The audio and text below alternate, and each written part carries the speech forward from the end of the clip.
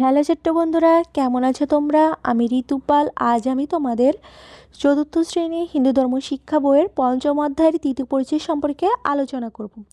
তৃতীয় পরিচ্ছেদ, দেশপ্রেম। দেশের প্রতি রয়েছে সকলের শ্রদ্ধা ও ভালোবাসা। দেশের প্রতি শ্রদ্ধা ভালোবাসাই হলো দেশপ্রেম। দেশপ্রেম একটি নৈতিক গুণ, ধর্মের অঙ্গ। নিজের দেশকে যিনি ভালোবাসেন তিনি দেশপ্রেমী। মা সন্তানকে আদর স্নেহের ছায়ায় আজীবন লালন পালন করেন। তিনি সন্তানের সব ধরনের প্রয়োজন মেটাতে সচেষ্ট থাকেন। তেমনি দেশও আমাদের কাছে মায়ের মতো। দেশের মাটি, জল, আলো, বাতাস, খাদ্যসহ প্রয়োজনীয় সব কিছুর সাহায্যে আমরা বেঁচে থাকি। এর মধ্য দিয়ে দেশের প্রতি জন্ম নেয় গভীর মমত্ববোধ। মানুষের বিভিন্ন কর্মকাণ্ড বা আচরণের মধ্য দিয়ে দেশপ্রেম প্রকাশ পায়। বৃষ্টিতে কোথাও জলাবদ্ধতার সৃষ্টি হলে মানুষের চলাচলে অসুবিধা হয়। অনেকেরই হয়তো বিকল্প রাস্তা ব্যবহার করেন, কিন্তু যিনি দেশপ্রেমী তিনি পরিকল্পিতভাবে জলাবদ্ধতা নিরসনের উপায় বের করেন। বন্যা, খরা, ঘূর্ণিঝড়, বজ্রপাত, ভূমিকম্প সহ যে কোনো দুর্যোগে ক্ষতিগ্রস্ত হয় দেশ ও দেশের মানুষ। তখন দেশপ্রেমী সামর্থ্য অনুযায়ী ক্ষতিগ্রস্ত মানুষের পাশে এসে দাঁড়ান। দেশ ও দশের জন্য কাজ করতে অন্যদেরকে উদ্বুদ্ধ করেন।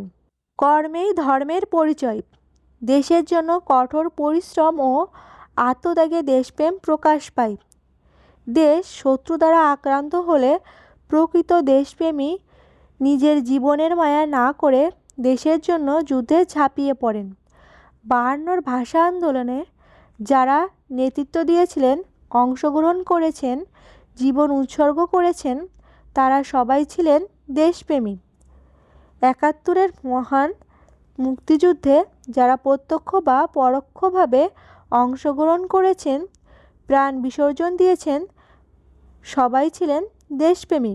একজন দেশপ্রেমী দেশের ইতিহাস, ঐতিহ্যের প্রতি শ্রদ্ধাশীল থাকে। দেশের জাতীয় দিবসসমূহে ভালোবাসা প্রকাশ করেন। ভালো কাজের মাধ্যমে নিজের দেশকে বিশ্ববাসীর কাছে তুলে ধরেন। যুগে যুগে পৃথিবীতে অসংখ্য দেশপ্রেমী জন্মগ্রহণ করেছেন। স্বামী বিবেকানন্দ, মাস্টারদা, সূর্য সেন, প্রীতিলতা ওয়াদ্দেদার, রানী রাসমণি, ক্ষুদিরাম বসু, দেশবন্ধু চিত্তরঞ্জন দাস প্রমুখ দেশপ্রেমের জন্য অমর হয়ে আছেন।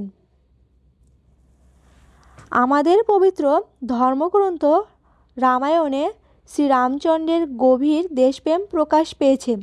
রামায়ণে বলা হয়েছে, জননী জন্মভূমিচ স্বর্গাধিপতি গরীয়সী, অর্থাৎ জন্মভূমি স্বর্গের চেয়েও শ্রেষ্ঠ। এই উক্তির মধ্য দিয়ে জননী এবং জন্মভূমির প্রতি শ্রদ্ধা ও ভালোবাসার চিরন্তন অভিব্যক্তি প্রকাশ পেয়েছে। প্রাচীনকালে অনেকে দেশপ্রেমের দৃষ্টান্ত রেখে অমর হয়ে আছেন। আমাদের ধর্মগ্রন্থসমূহে দেশপ্রেমের অনেক উপাখ্যান রয়েছে। এখন আমরা রামায়ণে বর্ণিত একজন দেশপ্রেমী রাজার কাহিনী জানব। কার্তবীর্যার্জুনের দেশপ্রেম। প্রাচীনকালে চন্দ্রবংশীয় পরাক্রমশালী এক রাজা ছিলেন। তার নাম কার্তবীর্যার্জুন। তিনি ছিলেন সৎ ও ধার্মিক। রাজকার্য পরিচালনা করতে করতে তিনি খুব ক্লান্ত হয়ে পড়েন। ক্লান্তি দূর করা দরকার, তাই তিনি রাজধানী থেকে একটি নির্জন স্থানে গেলেন। জায়গাটা খুব সুন্দর, চারপাশে বন, বনের মাঝে সুন্দর একটি রাজপ্রাসাদ। রাজপ্রাসাদের 3 দিকে বড় সরোবর। সরোবরগুলোতে অনেক পদ্মফুল ফোটে আছে। পরিবেশ অত্যন্ত চমৎকার। ঝিরঝির করে ঠান্ডা বাতাস বয়ে যায়। এখানে এলে এমনিতেই ক্লান্তি দূর হয়। রাজা কার্তবীর্যার্জুন সেখানে কিছুদিন থাকার সিদ্ধান্ত নিলেন। এমন সময় লঙ্কার রাজা ছিলেন রাবণ। তিনি ছিলেন খুব অত্যাচারী। সুযোগ পেলেই তিনি অন্যের রাজ্য আক্রমণ করতেন। যুদ্ধ করে সেই রাজ্য দখল করে নিতেন। তিনি জানতে পারলেন রাজা কার্তবীর্যার্জুন রাজধানীতে নেই। এই সুযোগে রাবণ এসে তার রাজ্য আক্রমণ করলেন। কার্তবীর্যার্জুনের এক সেনানায়কের সাথে দেখা হলো। রাবণ তাকে বললেন, আমি কার্তবীর্যার্জুনের রাজ্য অধিকার করে নেব। ওই সেনানায়ক এ কথা শুনে খুব রেগে গেলেন। তিনি বললেন, মহারাজ, কার্তবীর্যার্জুন অবকাশ যাপন করছেন, আপনি এই সময়টাই বেছে নিলেন। মহারাজের হাতে পড়লে আপনার 10 মুন্ডু চূর্ণ হয়ে যাবে। সেনানায়কের কথা শুনে রাবণ তার সাথেই যুদ্ধ আরম্ভ করে দিলেন। সংবাদ পৌঁছে গেল মহারাজ কার্তবীর্যার্জুনের কাছে। রাজ্য আক্রমণের সংবাদ শুনে কার্তবীর্যার্জুন ক্রোধে আগুনের মতো জ্বলে উঠলেন। তিনি এক মুহূর্ত দেরি করলেন না, রাজধানীতে ফিরে এলেন। সোজা চলে গেলেন যুদ্ধক্ষেত্রে। দুই পক্ষে ভীষণ যুদ্ধ হলো। এক পক্ষে আক্রমণকারী ও দখলদার, আরেক পক্ষে আক্রান্ত ও দেশপ্রেম উদ্দীপ্ত। কার্তবীর্যার্জুন সৈন্যদের উচ্চকণ্ঠে বললেন, সৈন্যগণ, পরাজিত হলে দেশ হবে পরাধীন। রাবণ আর কার্তবীর্যার্জুনের যুদ্ধ হচ্ছে। প্রাণপণ যুদ্ধ করো, দেশের স্বাধীনতা রক্ষা করো। মহারাজের কথায় সৈন্যদের উৎসাহ বেড়ে গেল। তারা প্রাণপণ যুদ্ধ করল। রাবণ হলেন পরাজিত। জয় হলো কার্তবীর্যার্জুনের। আনন্দে আবেগে ভরে উঠল দেশপ্রেমী রাজা কার্তবীর্যার্জুনের হৃদয়। আমরাও কার্তবীর্যার্জুনের মতো দেশপ্রেমী হব। সৎ ও ধার্মিক ব্যক্তির মতো আমাদের দেশকে ভালোবাসব। দেশের মঙ্গলের জন্য, দেশের উন্নতির জন্য কাজ করব। দেশের স্বাধীনতা রক্ষার জন্য সচেষ্ট থাকব। নিজেকে দেশপ্রেমী নাগরিক হিসেবে গড়ে তোলার জন্য চেষ্টা করব। দেশের প্রতি ভালোবাসা প্রকাশের কয়েকটি উপায় সহপাঠীদের সাথে আলোচনা করো। 1. জাতীয় দিবস উদযাপন। 2. জাতীয় প্রতীক ও ইতিহাসকে সম্মান জানানো। 3. দেশের আইন মেনে চলা। 4. সমাজসেবামূলক কাজে অংশগ্রহণ করা। 5. দেশের সম্পদ রক্ষা করা। 6. শিক্ষার গুরুত্ব। তোমার বিদ্যালয়ে মহান শহীদ দিবস ও আন্তর্জাতিক মাতৃভাষা দিবস, মহান স্বাধীনতা ও জাতীয় দিবস এবং মহান বিজয় দিবসের জন্য কি কি কর্মসূচি গ্রহণ করতে চাও নিচের ছকে লেখো। দিবসের নাম, তারিখ, কর্মসূচি।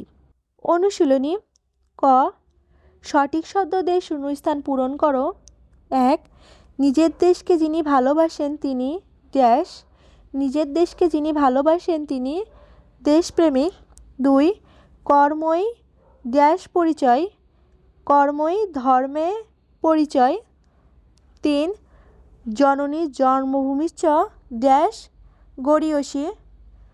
জননী জন্মভূমিশ্চ স্বর্গাদপি গরীয়সী। 4. দেশ আমাদের কাছে ড্যাশ মতো। দেশ আমাদের কাছে মায়ের মতো। খ, বাম পাশের সাথে ডান পাশের বাক্যাংশের মিল করো। 1.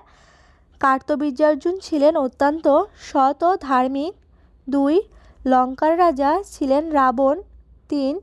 দেশের প্রতি সকলের শ্রদ্ধা ও ভালোবাসা। সঠিক উত্তরের পাশে টিক চিহ্নটি দাও। 1. দেশের জন্য কঠোর পরিশ্রম ও আত্মত্যাগে প্রকাশ পায় ক, দেশপ্রেম। খ, জীবপ্রেম। গ, প্রকৃতিপ্রেম।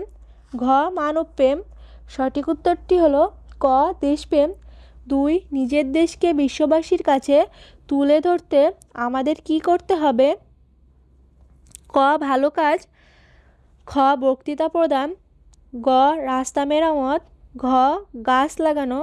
সঠিক উত্তরটি ক, ভালো কাজ। 3.